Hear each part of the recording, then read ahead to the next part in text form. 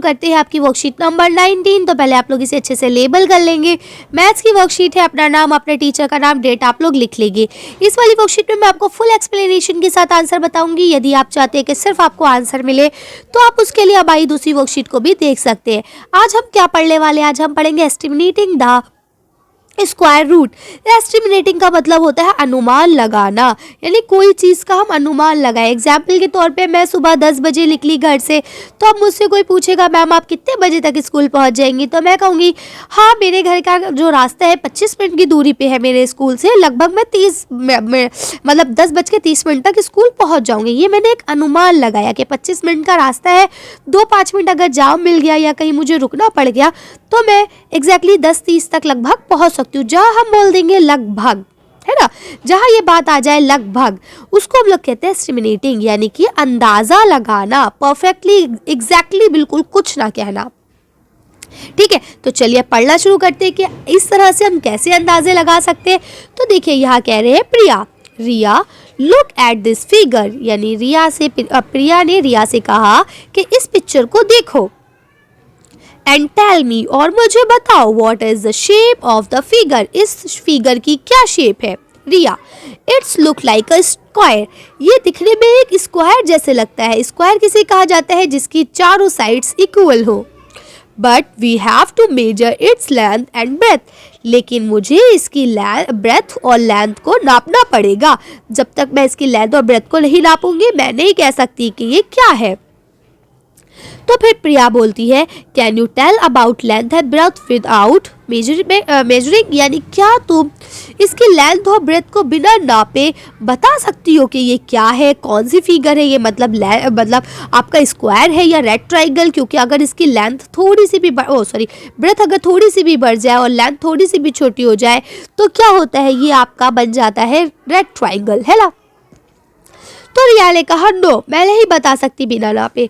Priya, if area of this figure is 225, यानी कि अगर मैं कहूँ इस फिगर का पूरा एरिया जो है वो 225 है सेंटीमीटर स्क्वायर है, we can find the square root by estimation, क्या तुम एस्टिमेशन के जरिए यानी कि सिर्फ अंदाजे के जरिए अब बता सकती हो कि ये किसका स्क्वायर रूट है।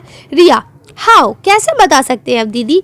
तो बोलते हैं प्रिया, लेट्स मी एक्सप्लेन यू, चलो मैं तुम्हें एक्सप्लेन करके समझाती हूँ कि हम ऐसा कैसे कर सकते हैं। तो देखिए अब उसने यहाँ पे करना शुरू करा। कैसे किया? उन्होंने बोला स्क्वायर क्या होता है, एरिया ऑफ स्क्वायर क्या होता है। एरिया ऑफ स्क्वायर होता है, आपने 6th-7th क्लास में पढ़ा होगा, साइड इनटू साइड, यानी 2s। क्यों? क्योंकि एक ऐसी है मल्टीप्लाई में s की पावर प्लस हो जाती है, तो 2s जो है ये होता है आपका एरिया ऑफ स्क्वायर।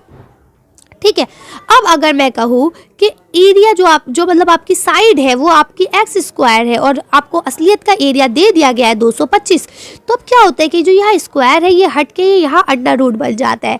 ठीक है, तो अब ये स्क्वायर हट गया यानी एक्स की पावर, अब एक्स की वैल्यू क्या निकली आपकी, अंडर रूट 225। ठीक है, अब आप कैसे पता करें कि ऑफिशियली अंडर रूट हटा के एक्स की वैल्यू क्या है।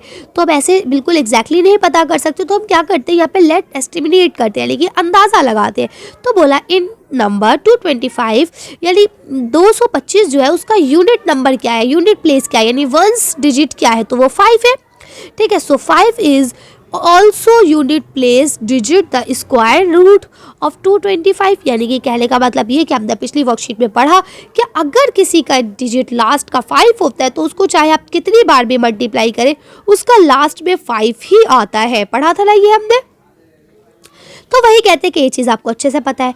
अब अगर मैं कहूँ कि 10 का स्क्वायर रूट 100 होगा और 20 का स्क्वायर रूट 400 होगा, तो 225 जो है वो 100 और 400 के बीच में आने वाली डिजिट है। आप देख सकते हैं, क्योंकि देखिए अगर आप 10 को 10 से करेंगे तो 100 आता है और अगर आप 20 को 20 से करेंगे तो 400 आता है। ठीक, अब 225 जो है वो इन दोनों के बीच में आने वाला है और हमें ये भी पता है कि क्योंकि लास्ट की डिजिट 25 है तो यहाँ पे ऐसी ही डिजिट देखनी है जिसकी लास्ट में 5 होए। ठीक, तो यहाँ पे 15 ही एक ऐसा है जिसकी लास्ट में 5 है, वरना 11, 12, 13, 14, 16, 17, 18, 19 इसके बीच में किसी में भी लास्ट में 5 नहीं है। तो इसका मतलब ये हुआ कि 225 का जो स्क्वायर रूट होगा वो लगभग 15 ही होगा। ठीक है, तो आपने देखा कि 225 जो है वो 15 का ही निकला, है ना। तो इसी तरह से इन्होंने कहा, यानी हम कह सकते हैं कि जो स्क्वायर है वो क्या है, 15 का स्क्वायर है। ठीक इसी तरह से आगे लिखा है therefore 15 is the square root of 225, यानी 15 जो है 15 जो है वो 225 का स्क्वायर, मतलब 225 जो है वो 15 का स्क्वायर रूट है। अब उनकी दीदी ने कहा नाउ विल वी ट्राई, यानी कि चलो हम एक काम करते हैं, अब दूसरा फाइंड करने की कोशिश करते हैं, ढूंढने की कोशिश करते हैं 228 का। ठीक है, तो अब उसने कहा ठीक है दीदी ढूंढते। तो इन्होंने कहा कि देखिए दीदी एक बात बताइए कि the square root of next square number 16, 16 का स्क्वायर रूट क्या है 256, ठीक है, और 15 का 225, तो अब 228 तो है नहीं, तो इसका मतलब ये है कि हम अंदाजे से ये कह सकते हैं कि 15 और 16 के बीच का नंबर है ये 228, है ना। लेकिन बीच के होने के साथ साथ हमें इसका भी ख्याल रखना पड़ता है कि किसके ज़्यादा करीब है, तो 225 से 228 करीब होगा, ना कि 256 से। ठीक है, तो हम इसलिए ये कह सकते हैं कि देखिए अब यहाँ इन्होंने क्या लिखा, lie between the number 15 and 16 the number 228, यानी 228 इज नियरेस्ट 225, यानी 225 के करीब है, 256 से दूर है। देखिए आ गई भाई बात। तो हम कह सकते हैं कि 228 जो है वो 15 के करीब है, यानी 15 के स्क्वायर के करीब है। तो लिखा है यहाँ you can also use sign of estimation, estimation का साइन ये वाला होता है। तो आप इसको याद रखिए, अगर कोई बच्चा उर्दू पढ़ता है तो उर्दू में हम लोग मद को इस तरह लगाते हैं, है ना। उर्दू में अलिफ मद ज़बर आ, है ना, ये उसी मद जैसा है, आपको आसानी रहेगी जो बच्चे उर्दू पढ़ते हैं उनके लिए, क्योंकि अक्सर बच्चे ना कंफ्यूज हो जाते हैं, वो इस तरह से भी बना देते हैं, तो ये गलत हो जाता है। ठीक है, आपको यही सिंबल बनाना है, तो इसलिए मैंने आपको एग्जाम्पल के तौर पे बता दिया कि अलिफ मद ज़बर आ जो बच्चे उर्दू पढ़ते हैं उनके लिए ये आसान रहेगा, क्योंकि मद का सिंबल और ये एस्टिमिनेशन का सिंबल सेम है। ठीक है, तो आप इस तरह से लिख सकते हैं कि 228 अंडर रूट 228 जो है वो 15 के करीब है। ठीक, अब देखिए यहाँ आपको इसी तरह से सारे नंबर, स्क्वायर नंबर और उनकी वैल्यू दी गई है कि कौन से नंबर का स्क्वायर करेंगे तो क्या वैल्यू आएगी। तो आप देख सकते हैं यहाँ पे टेबल को आसानी से। अब आगे लिखा है रिया, वो दीदी, यानी कि वाओ दीदी कितनी अच्छी है आप, you have taught me an interesting concept, यानी आपने आज मुझे एक बहुत इंटरेस्टिंग कॉन्सेप्ट क्लियर किया। तो अब चलिए आपके क्वेश्चन आंसर्स को देख लेते हैं हम लोग। कि आपका यहाँ क्वेश्चन लिया है let's estimate the square root of some others number, यानी इसी तरह से और कुछ नंबर है उनका एस्टिमेशन हम लोग करेंगे। तो अब देखिए जैसे कि यहाँ 80 दिया गया है, तो 80 किसके करीब होगा, नहीं 81 के करीब। ठीक है, तो ये किसका हो जाएगा, 9 का, है ना। तो हम अभी आंसर शीट में आपको दिखाऊंगी, लेकिन पहले आप समझ ले। देखिए अब जैसे यहाँ क्या लिखा है 356, तो अब आप देखिए 324 है या 361 है ना। तो अब 56 किसके करीब होगा, 61 के, यानी हम इसका आंसर 19 लिखने वाले हैं। ठीक, इसी तरह से 509 है, तो देखिए या 400 है और 484 है या फिर 529 है, तो ये किसके करीब होगा, ये आपके करीब होगा 529 के, तो हम इसका आंसर 23 लिखने वाले हैं। इसके बाद ये देखिए 628 है, तो जबकि आंसर तो 625 होता है, तो 628 किसके करीब होगा, 25 के। तो हम इस तरह से इसके आंसर्स लिखेंगे। तो चलिए काम करते हैं, मैं आंसर शीट दिखाती हूँ कि आपको आंसर लिखने कैसे हैं।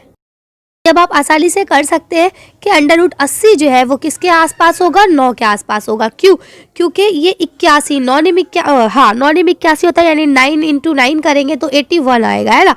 तो 81, 80 जो है वो 81 के करीब है, यानी 9 का हो सकता है लगभग।